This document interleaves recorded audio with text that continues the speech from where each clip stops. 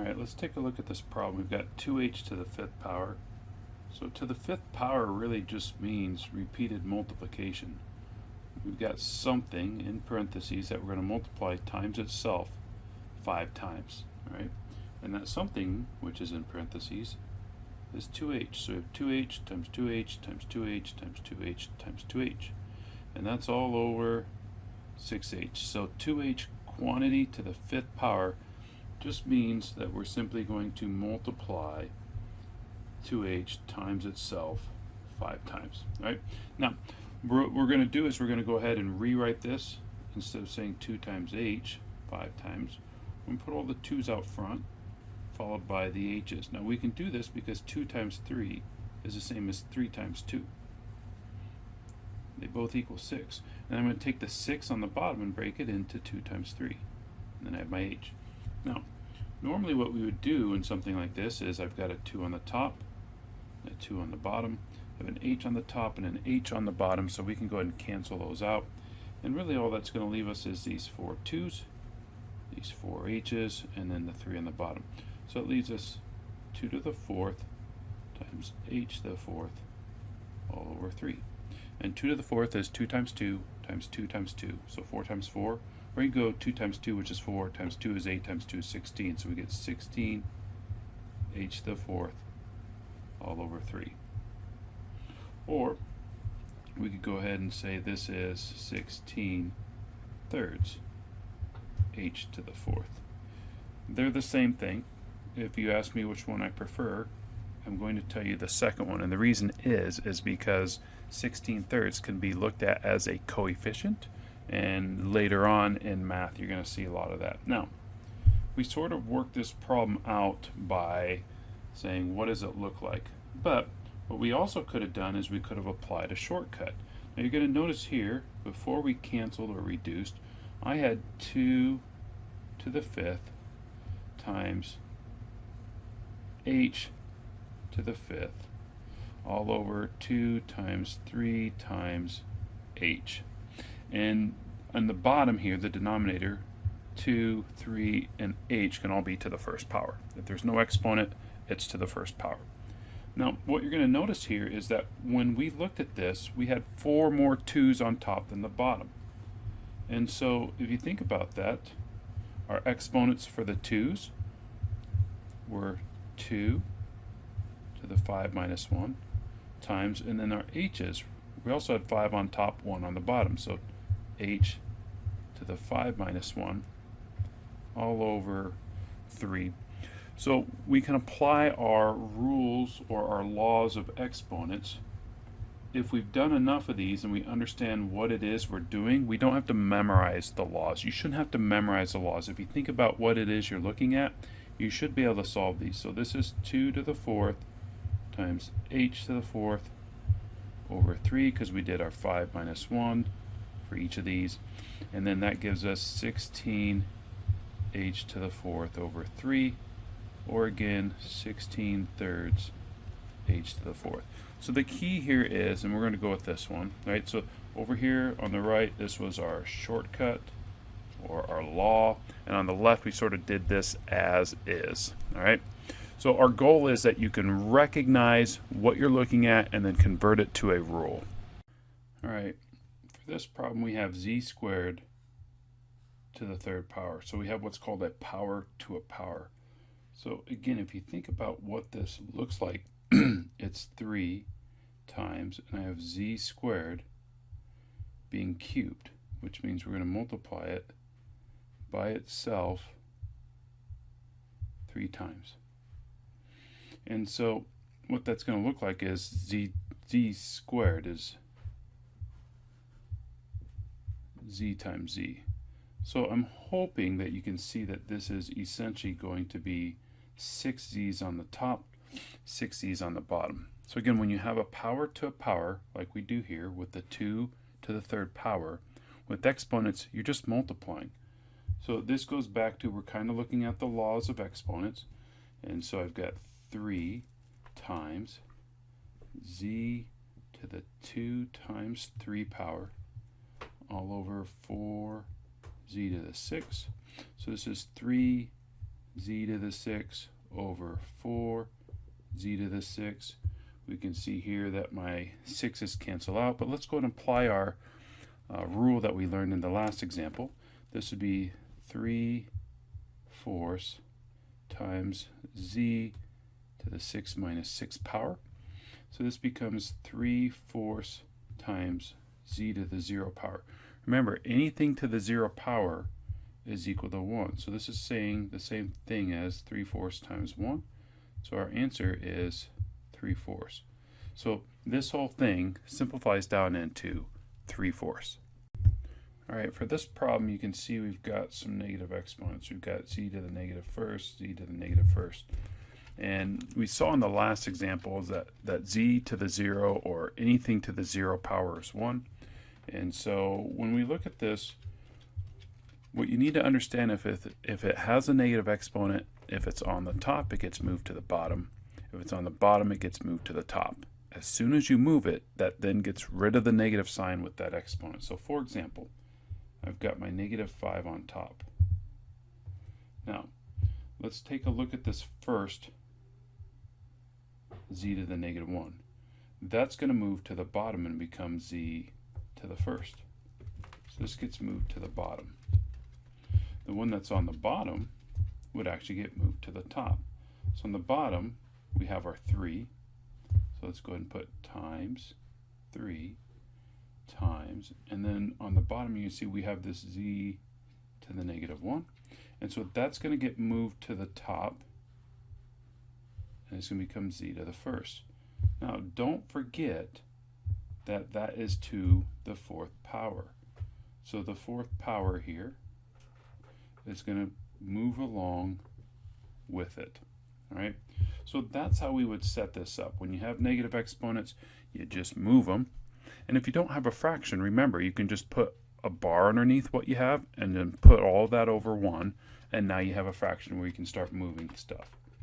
So I've got my -5 and z to the first to the 4th. Remember, that is a power to power. So it's going to be 1 times 4 all over, and we've got, so keep in mind there's nothing here because that ended up moving up to the top.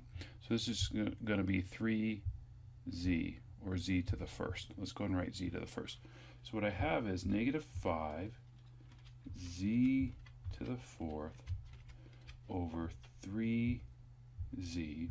And keep in mind, when we have exponents on the top and the bottom, on the bottom it's z to the first, I can just write this as -5/3 z to the 3rd, because 4 minus 1 is 3. I'm going to have 3 more z's on top than I have on the bottom, and there's our answer. Here you can see we have an n to the -2nd, so it just means it's going to move from the top to the bottom. And everything else here is normal, so we've got 2 on the top. On the bottom I still have my -4, and I have my n quantity to the 4th times, and then this n to the -2nd becomes n squared because we moved it, right? So moving it gets rid of the negative. I can see here, if I wanted to, before we go to the next step, we could take 2 and 4. That becomes 1/2. And now from here we have 1 on the top. On the bottom we're going to have a -2. And we have n to the 4th times n squared. That's going to give us a total of multiplying n by itself 6 times. And so here you can see we've got either, we can write it like this, or what we could do is put the negative out front and write it as -1/2 n to the 6th. Right? Either of these will work. This is probably going to be the preferred way to write that though. Alright, these are going to start to get a little more complicated. What you need to do is you just need to focus on the pieces, right? The nice thing about math is you have a kind of sophisticated or larger problem.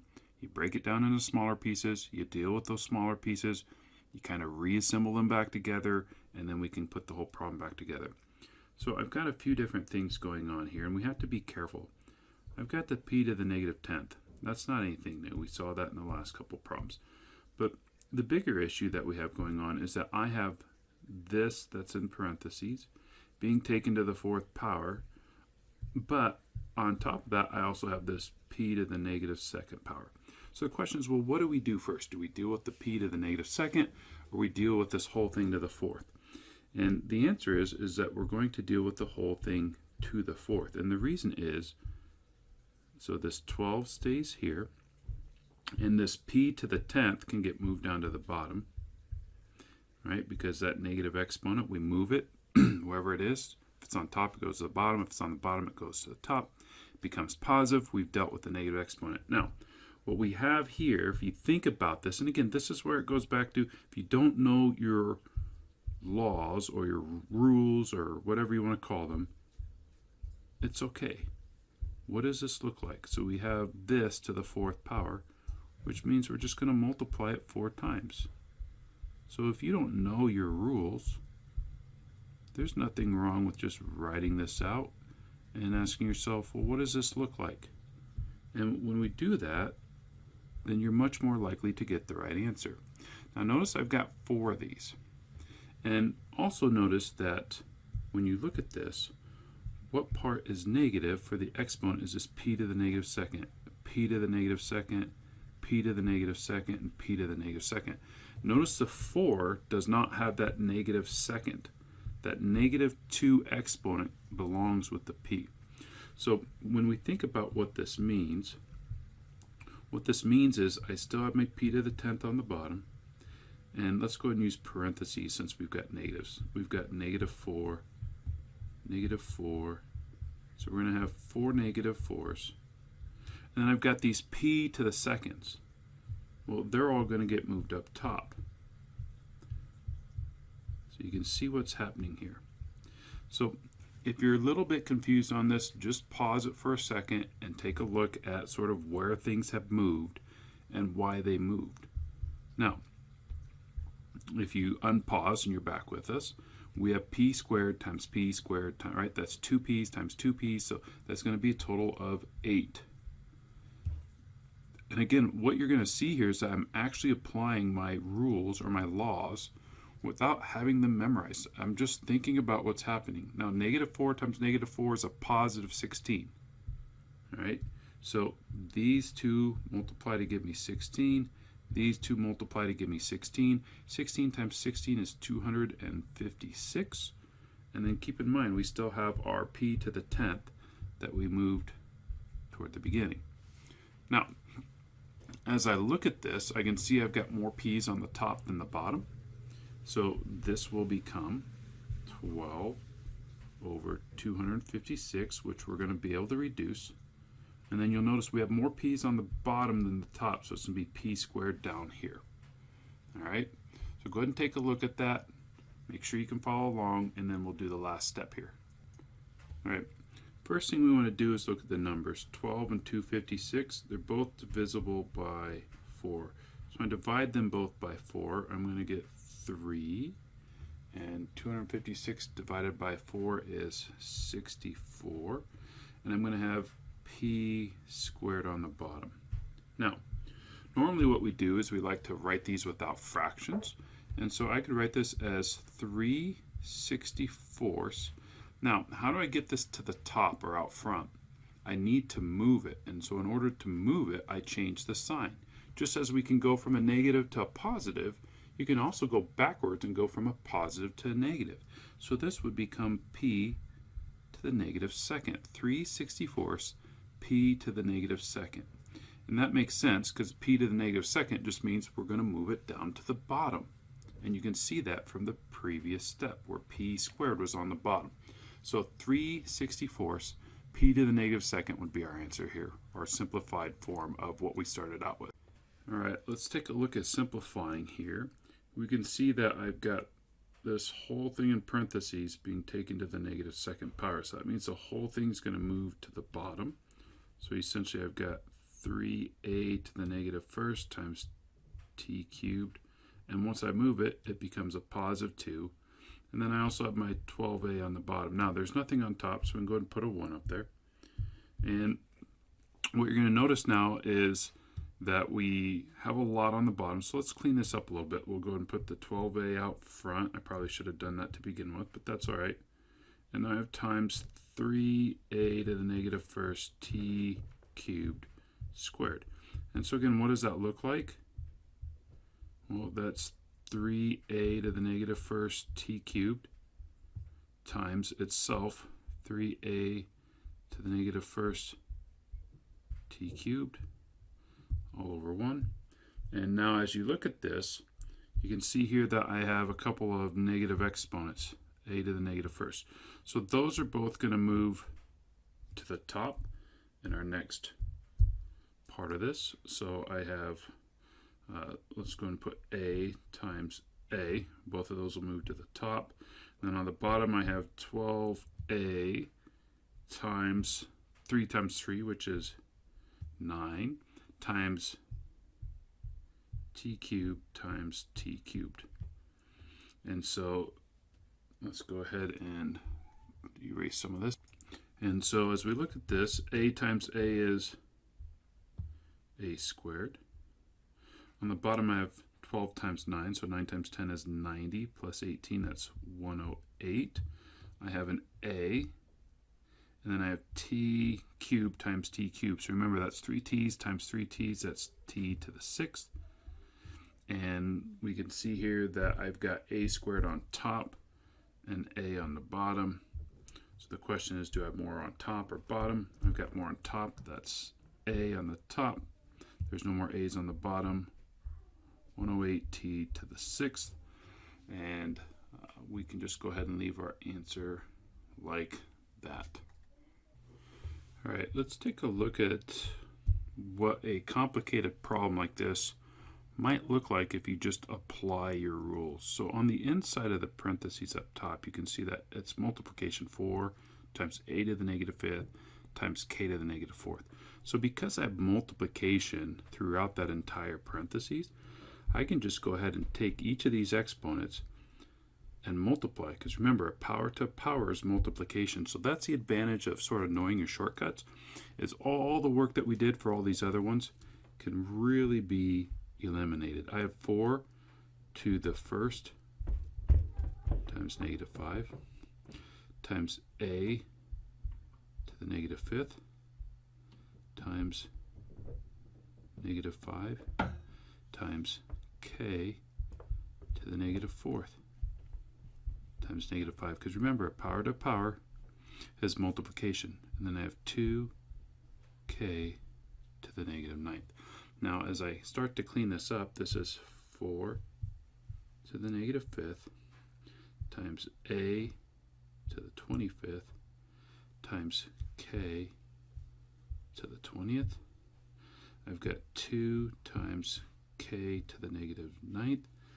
And you might say, well, Dana, why don't you go ahead and move that k to the negative 9th? I can do that, but keep in mind, I can also just go ahead and apply my rules of exponents, right? 20 minus negative 9 is a positive 29. So as I look at this, I have 4 to the negative 5th. I don't have any 4's on the bottom. I do have a 2. So let's go ahead and say we got 2 times, this becomes 4 to the 5th. So I will move that one. I don't have any a's, so my a to the 25th will stay up top. I do have some k's. So think about this. I've got 20 on top. I've got negative 9 on the bottom. They're all going to move to the top. But this could also just go ahead and use our rules. This is 20 minus negative 9, which becomes plus. So essentially what I end up with here is I have a to the 25th. For the k's, we have k to the 29th all over. We have 4 to the 5th, so 4 times 4 is 16, and then another 4 times 4 is 16. 16 squared is 256, times our last 4 is 1024, times 2 is 2048. So we could write it like this, or we could write it as 2001, write it with this fraction for the coefficient, a to the 25th, k to the 29th. All right?